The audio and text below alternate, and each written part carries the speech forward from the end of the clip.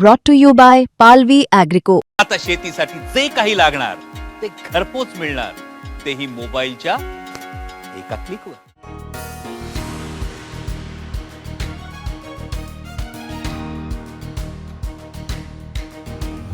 महामार्गावर अनेकदा अपघात होत असतात, पण हा अपघात काळजाला चटका लावून जाणार आहे. धुळे सोलापूर राष्ट्रीय महामार्गावर भीषण अपघात झाला. समोर आलेल्या एका कारला वाचवण्याच्या प्रयत्नात हा अपघात झाल्याचं सांगण्यात येतंय. ज्या टेम्पोनं कारला वाचवण्याचा प्रयत्न केला आणि पलटी झाला, त्यात विद्यार्थी होते. 35 मूकबधीर विद्यार्थ्यांना घेऊन जाणारा तो टेम्पो होता. अपघाताचा क्षण महामार्गावरील सीसीटीव्ही कॅमेऱ्यात कैद झाला आहे. घटनेनंतर परिसरात खळबळ उडाली आहे. अपघातानंतर जखमींच्या मदतीसाठी हॉटेल भाग्यश्रीचे मालक नागेश मडके घटनास्थळी पोहोचले आहेत. त्यांनी स्थानिक नागरिकांच्या मदतीनं जखमी विद्यार्थ्यांना टेम्पोतून बाहेर काढत सुरक्षित ठिकाणी हलवण्यास मदत केली. त्यांनी संपूर्ण प्रकरणाबद्दल काय सांगितलं बघा. नमस्कार मित्रांनो, मी हॉटेल भाग्यश्री सर्वेसर्वा. आज आपण हॉटेलवर 9:20 बसलेलो होतो. आपले कामं चालू होते. मग दारात आपण बसलो होतो जरा, पण तितक्यात आपल्या हॉटेल समोर आज एक कंटेनर, एक छोटीशी कार आणि एक आयशर यायला लागला होता. त्या आयशरला कारवाल्यानं कट मारल्यामुळं कंटेनरला जाऊन आज टेम्पो धडकला.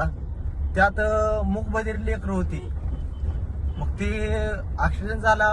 त्या कंटेनरला जाऊन ती ज्या टायमाला टेम्पो धडकला त्या टायमाला ती पलटी झाला. तिथं चारी आहे. तिथं आम्हाला वाटलं की त्यात माणसंच असतात म्हणून आम्ही पळत गेला भैया. त्यात फास्ट पळत गेला आम्ही. मग त्या टायमाला आपल्याला तिथे एक लेकरू असा हात करताना दिसलं माग.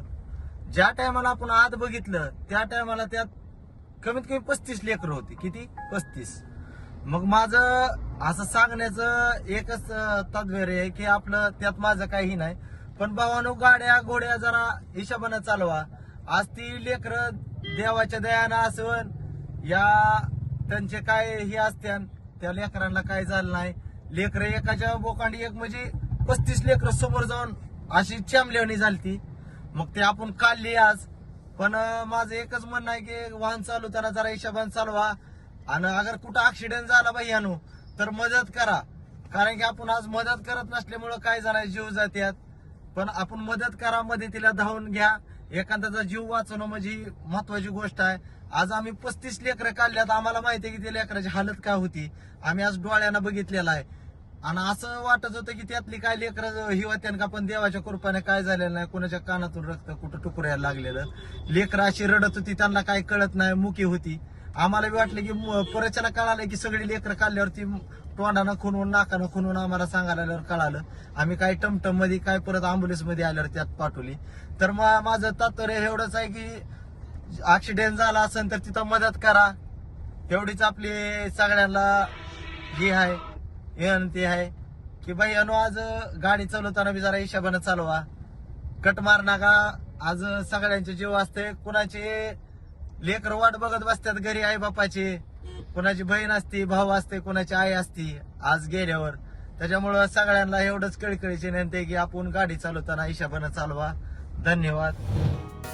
घटनेची माहिती मिळताच पोलीस व आपत्कालीन मदत पथक घटनास्थळी दाखल झालं. जखमी विद्यार्थ्यांच्या प्रकृतीबाबतची सविस्तर माहिती समोर आली नाही. मुंबई तकसाठी गणेश जाधव, धाराशिव.